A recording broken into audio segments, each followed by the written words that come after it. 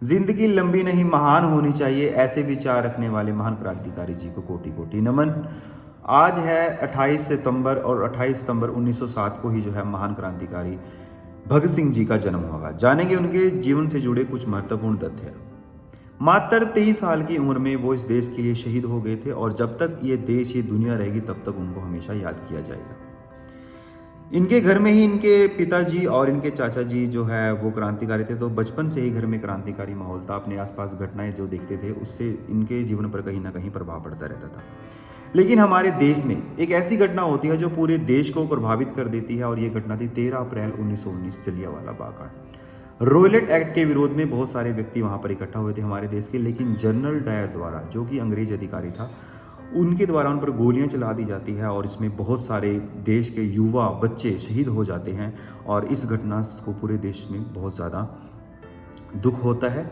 और भगत सिंह जी को जब इस घटना का पता चलता है तो वो अगले दिन स्कूल ना जाकर 14 अप्रैल को जलियांवाला बाग में पहुंचते हैं और पूरी घटना को जब देखते हैं उनके रोंगटे खड़े हो जाते हैं और उनके मन में क्रांतिकारी की ज्वाला पैदा हो जाती है।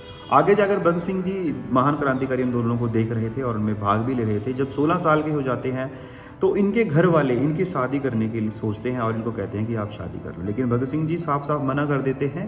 जब घर वाले नहीं मानते तो भगत सिंह जी 16 साल की उम्र में अपने घर को छोड़ देते हैं और क्रांतिकारी आंदोलनों में भाग लेना शुरू कर देते हैं।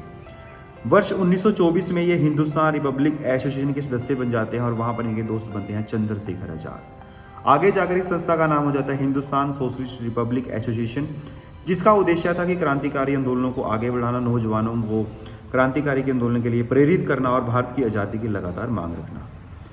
इसके बाद इस संस्था में रहकर भगत सिंह जी बहुत सारी घटनाओं को अंजाम देते हैं और वर्ष 1929 में इन्होंने एक ऐसी घटना को अंजाम दिया। इन्होंने सेंट्रल असेंबली में बम फेंक दिया अपने सदस्य बुटकेश्वर दत्त के साथ मिलकर और आगे जाकर इसी केस में या और अन्य छोटे छोटे केसों में मिलाकर भगत सिंह जी, राजगुरु और सुखदेव जी को 23 मार्च 1931 को फांसी हो जाती है और ये शहीद हो जाते हैं।